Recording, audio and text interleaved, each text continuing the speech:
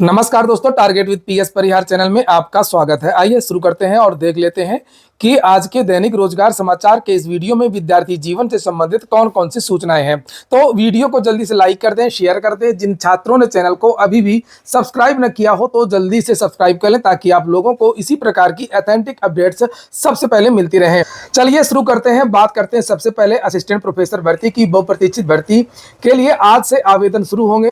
एक बात और बता दूं कि आप लोग वीडियो को लास्ट तक जरूर देखिएगा। जितनी भी सूचना है सभी सूचना महत्वपूर्ण है, ऑथेंटिक है और सही है।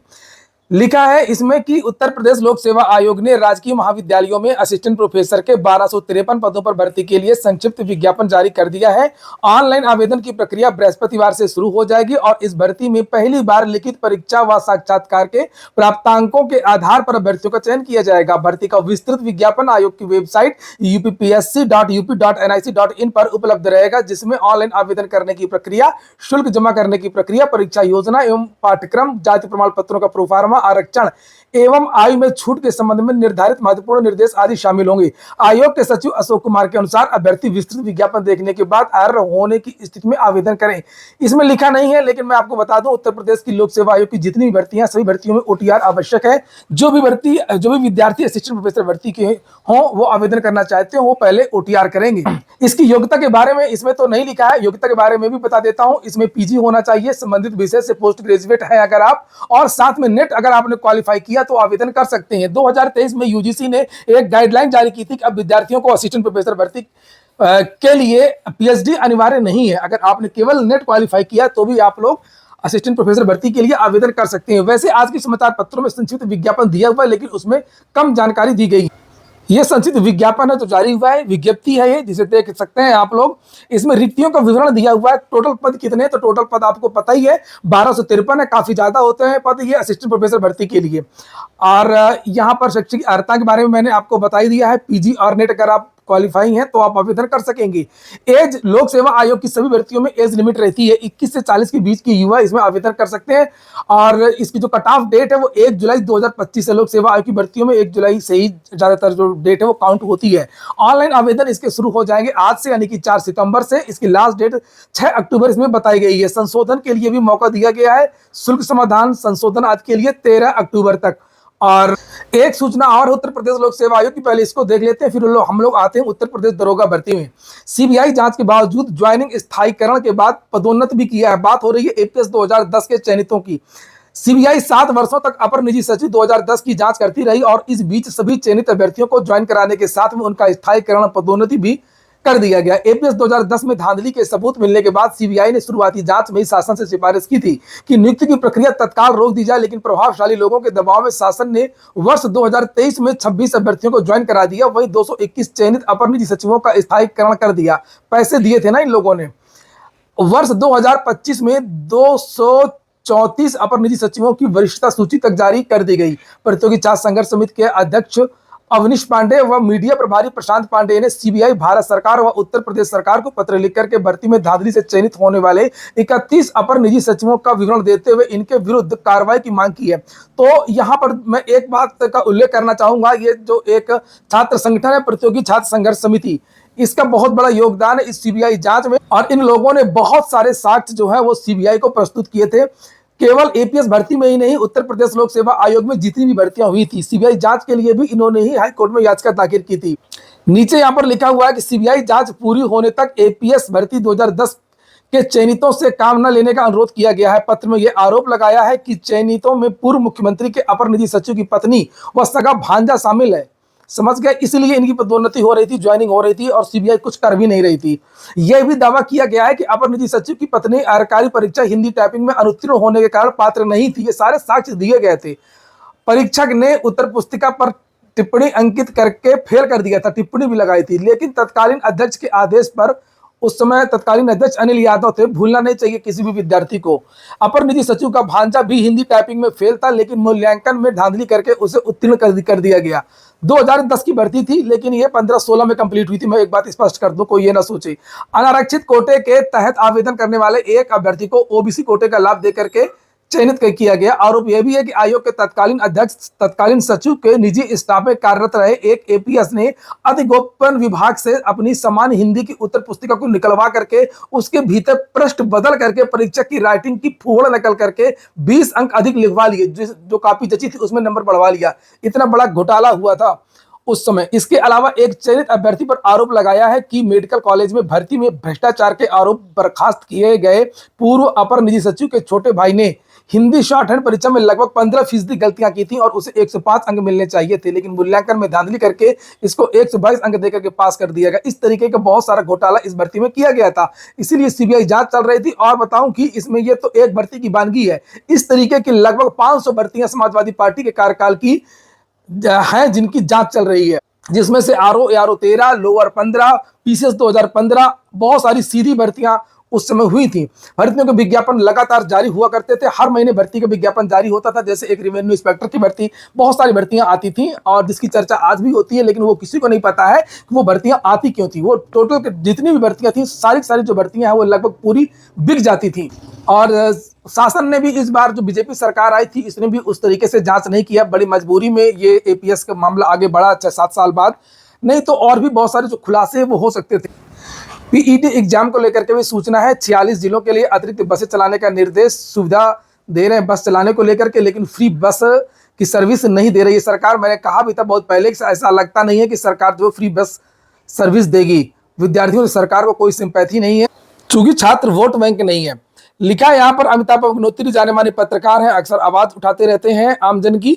लिखा है इन्होंने कि आगामी 6 और 7 सितंबर को 4 पालियों में उत्तर प्रदेश के 48 जिलों में यूपी पीईटी का आयोजन होना है। परीक्षा केंद्र भी कई 100 किलोमीटर दूर है। मेरा प्रदेश सरकार से अनुरोध है कि अभ्यर्थियों के लिए बस यात्रा निःशुल्क कर दिया जाए, युवाओं को इससे बड़ी राहत होगी। इसको लेकर के विद्यार्थियों ने 2-3 दिन से लगातार ट्विटर अभियान भी चलाया था, लेकिन सरकार की तरफ से उसका भी कोई जवाब, उत्तर प्रदेश में तो ट्विटर अभियान का कभी आज तक कोई जवाब आया ही नहीं है। या तो फिर बहुत बड़ा जन आंदोलन हो, धरना प्रदर्शन हो, भौतिक प्रदर्शन हो, तब तो भले ही कभी कुछ हो जाए, बहुत उसमें बहुत कम चांसेस रहते हैं, लेकिन कभी कभी हो जाता है। जैसे आरओ एआरओ और पेपर लीक पुलिस वाला जो हुआ था, उसमें विद्यार्थी जब सड़क पर उतरे थे तभी कुछ हुआ था। लेकिन फ्री बस सर्विस के लिए क्या विद्यार्थी अपना पढ़ाई करेंगे? ये सब करेंगे। पीट के पेट को लेकर के लिखा भी है कि 10 जिलों में 10 लाख से अधिक अभ्यर्थी। कुछ ऐसे जिले हैं जहां पर सबसे ज्यादा विद्यार्थी परीक्षा दे रहे हैं, जैसे लखनऊ में 1,26,000, गाजियाबाद में 1 लाख, प्रयागराज में 96,000 और आगरा में 95,000। अगली सूचना है एज रिलैक्सेशन को लेकर के यूपीएसआई और एलटी ग्रेड की। ओवर एज अभ्यर्थियों को आयु सीमा में छूट क्यों नहीं दी? ये मुद्दा मैंने भी चैनल में कई बार उठाया है। 2021 जब यूपीएसआई की वैकेंसी आ रही थी, तब विद्यार्थियों ने यह मांग की थी कि दरोगा भर्ती में उम्र सीमा में छूट दी जाए, और बहुत सारे ऐसे विद्यार्थी थे जो ओवर एज होने के कारण 2021 में आवेदन नहीं कर पाए थे। विद्यार्थी कोर्ट तक गए थे, शासन से भी गुहार लगाई थी, लेकिन कहीं से भी विद्यार्थियों को राहत नहीं मिली थी।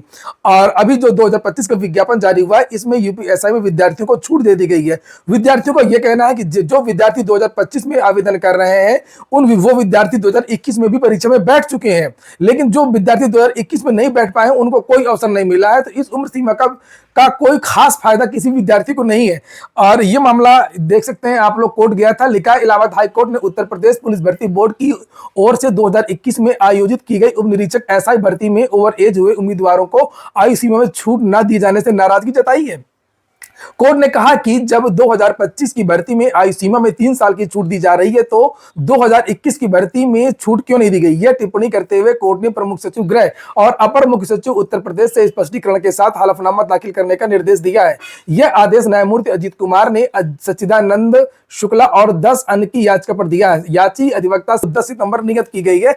10 सितंबर इसीलिए कि 12 इसकी लास्ट डेट है, 11 या 12 तारीख यूपीएसआई की लास्ट डेट है। इसी तरीके से एलटी ग्रेड का जो केस है, वो भी यहाँ पर संजय कुमार यादव, जिनकी चर्चा भी समाचार पत्र में हो रही थी, जो अधिवक्ता है, वही इस केस को देख रहे हैं। अब इसमें भी अगली सुनवाई होनी है। इसमें भी सरकार को तलब किया गया है कि आखिरकार इन विद्यार्थियों को छूट क्यों नहीं दी गई है। इसकी जो डेट है वो 17 तारीख लगी हुई है। एलटी ग्रेड भर्ती भी कई साल बाद आई थी और बहुत सारे विद्यार्थी इसमें भी ओवर एज हो गए थे। केंद्रीय संस्कृत विश्वविद्यालय से भर्ती आई है, यहाँ पर देख सकते हैं। इसमें केंद्रीय संस्कृत विद्यालय के मुख्यालय नई दिल्ली में सूचना वैज्ञानिक केंद्रीय संस्कृत विश्वविद्यालय के विभिन्न परिसर है, वहां पर सहायक पुस्तकालयाध्यक्ष के अनुबंधात्मक पदों पर व्यवस्थित हेतु अधिसूचना जारी की गई है। ऑनलाइन आवेदन आमंत्रित किए गए हैं। ये वेबसाइट है, यहाँ से आपको अधिक जानकारी मिल जाएगी। बहुत जानकारी नहीं दे पाऊंगा क्योंकि वीडियो बहुत लंबा होने जा रहा है। एलआईसी से सहायक अभियंता और सहायक प्रशासनिक अधिकारी की वैकेंसी आई है 491 पदों पर। इसकी लास्ट डेट 8 सितंबर ही है। 21 से 30-32 के बीच के जो युवा वो आवेदन कर सकते हैं। आईबी से भी भर्ती आई है 455 पदों पर। इसकी लास्ट डेट 28 सितंबर है। 18 से 27 के बीच के युवा इसमें भी आवेदन कर सकते हैं। शिक्षा सेवा चयन आयोग ने भर्ती निरस्त कर दी। मामला है असिस्टेंट प्रोफेसर बीएड का जो विज्ञापन रद्द हुआ 2022 वाली भर्ती का। पहले इनकी परीक्षा नहीं करवाई और फिर रद्द कर दिया। इसमें लिखा हुआ है कि ये मामला कोर्ट में चल रहा था और अवमानना का जो केस है वो इन पर आ रहा था आयोग पर। लिखा हुआ है कि विज्ञापन के समय संशोधन इन्होंने किया नहीं और लिखा है कि 1 मिनट, हाँ, असल में विज्ञापन निरस्त करने का कारण कुछ और ही है। नवगठित आयोग ने असिस्टेंट प्रोफेसर बीएड 2022 की भर्ती के लिए 23 मई 2025 को नए सिरे से विज्ञापन जारी करते हुए आवेदन मांगे थे। शर्त यह थी कि वही अभ्यर्थी आवेदन करेंगे जिनके पास विज्ञापन संख्या 51 के आवेदन की लास्ट डेट 31 अगस्त 2022 तक एनसीटीई मानक के अनुरूप योग्यता थी। इस पर 31 अगस्त 2022 के बाद न्यूनतम अर्हता हासिल करने वाले रोशन कुमार पांडे और 11 अन्य हाईकोर्ट में याचिका दायर कर दी। इस पर हाईकोर्ट ने याचिका करने वाले 12 अभ्यर्थियों से आवेदन लेने के लिए वेबसाइट को खोलने के लिए आदेश दिए थे। आयोग ने वेबसाइट नहीं खोली तो इन अभ्यर्थियों ने हाईकोर्ट में अवमानना की याचिका दायर कर दी। मामला बिगड़ता देख आयोग ने अस्तित्व में आने से पहले ही पहला विज्ञापन निरस्त कर दिया। ये है इसका घोटालापन। मतलब हर चीज उल्टा पुल्टा शिक्षा सेवा चयन आयोग कर रहा है। इलाहाबाद विश्वविद्यालय से कुलपति के आवेदन मांगे गए हैं। किसी को कुलपति अगर बनना है तो 2,10,000 रुपये मिलेगा। नवंबर में इनका कार्यकाल पूरा हो जाएगा संगीता श्रीवास्तव जी का और उसके बाद में नया कुलपति आएगा। उच्चतर शिक्षा विभाग ने नए कुलपति के लिए विज्ञापन जारी कर दिया है। इसके लिए योग्यता है लिखी हुई है। विश्वविद्यालय में प्रोफेसर के रूप में 10 वर्ष के अलावा प्रतिष्ठित अनुसंधान या शैक्षिक प्रशासनिक संगठन में कम से कम 10 साल शैक्षणिक नेतृत्व करने वाले शिक्षाविद ही आवेदन कर सकते हैं। अभ्यर्थी की आयु 65 साल से अधिक की नहीं होनी चाहिए। हाई कोर्ट का आदेश भी क्या कहा जाए। नकल के आरोप में भर्तियों को बाहर करने का आदेश रद्द कर दिया गया है। बात हो रही है यूपीएससी 2021 में। ऐसे बहुत सारे विद्यार्थी पकड़े गए थे जिन्होंने 2 मिनट के अंदर 100 क्वेश्चन कर दिए थे, 60 क्वेश्चन कर दिए थे, 125 क्वेश्चन कर दिए थे। और जो रिस्पांस सीट है जो कंप्यूटर में ऑनलाइन पेपर हुआ था उसमें पता चला था कि किस विद्यार्थी ने किस तरीके से पेपर किया है। तो बहुत सारे विद्यार्थियों के खिलाफ कार्रवाई हुई थी। उस भर्ती में बहुत ज़्यादा घोटाला हुआ था। यूपीएससी 2021 को वास्तव में रद्द किया जाना चाहिए था जिस तरीके से राजस्थान की 2021 की एसआई भर्ती रद्द हुई है। लेकिन यहाँ पर सरकार ने भर्ती को रद्द नहीं किया। विद्यार्थियों ने बहुत सारे आंदोलन चलाए। उसमें जो भी जहाँ पर भी ऑनलाइन सेंटर थे, जहाँ परीक्षाएं हो रही थी, वहाँ से सबसे ज़्यादा घोटाले हुए थे। इस भर्ती में 300 से ज़्यादा गिरफ्तारियां हुई थी। बहुत सारे यूपीएससी के विद्यार्थी ट्रेनिंग के समय पकड़े गए, कुछ बाद में पकड़े गए, कुछ आज भी पकड़े जा रहे हैं क्योंकि वो करप्टेड चयनित हुए थे और बाद में वो करप्शन भी कर रहे थे। किसी चौकी में कहीं किसी चौकी में इस तरह की सूचनाएं आज भी आती रहती हैं। और इसमें जो विद्यार्थी उस समय पकड़े गए थे पेपर देते समय, पेपर देने के बाद ट्रेनिंग के समय, बहुत सारे विद्यार्थी जब इनकी जांच हुई थी, क्योंकि मामला कोर्ट में गया था लेकिन भर्ती बोर्ड का ये कहना था कि हम जांच करके हमने निकाल दिया सभी को, इसलिए इसको रद्द ना किया जाए। और लेकिन जिनको निकाला गया था उनको फिर से रख लिया गया और ये रखा गया है हाईकोर्ट के आदेश पर। लिखा है इलाहाबाद हाईकोर्ट ने उत्तर प्रदेश नागरिक पुलिस और प्लाटून कमांडर पीएससी भर्ती 2020-21 में अनुचित साधनों का उपयोग करने के आरोप में परीक्षा से बाहर किए गए अभ्यर्थियों को परीक्षा से बाहर करने का आदेश रद्द किया गया। साथ ही इन अभ्यर्थियों को शारीरिक दक्षता परीक्षा करा करके 3 महीने के भीतर परिणाम जारी करने का आदेश दिया है। कोर्ट ने बिना किसी ठोस प्रमाण के, कोर्ट ने कहा कि इससे नहीं होता, कोई 1 मिनट में कर सकता है, कोई कैसे भी कर सकता है। नकल बताइए, नकल मिली कि नहीं मिली, बताइए क्या कहा जाए।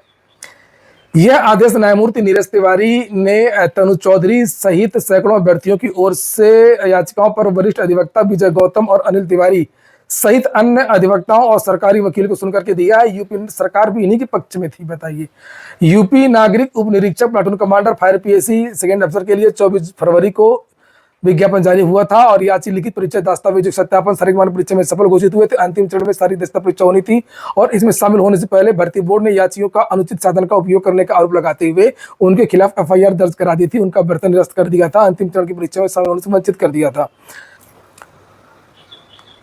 तो यही इसमें लिखा हुआ है।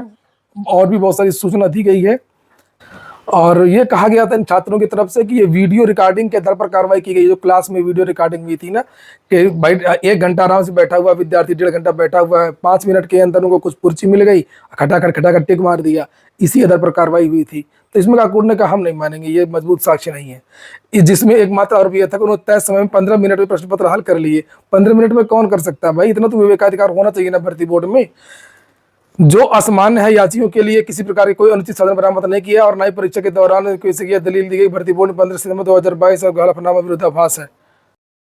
पुलिस विभाग की एक और सूचना है कि कंप्यूटर ऑपरेटर भर्ती की जो परीक्षा है वो अगले माह होगी और दरोगा भर्ती में 6 लाख से ज़्यादा आवेदन हो चुके हैं और ऐसा अनुमान लगाया जा रहा है कि इस बार 15 से 20 लाख के आसपास लगभग 20 लाख से ज़्यादा आवेदन दरोगा भर्ती के लिए होंगे।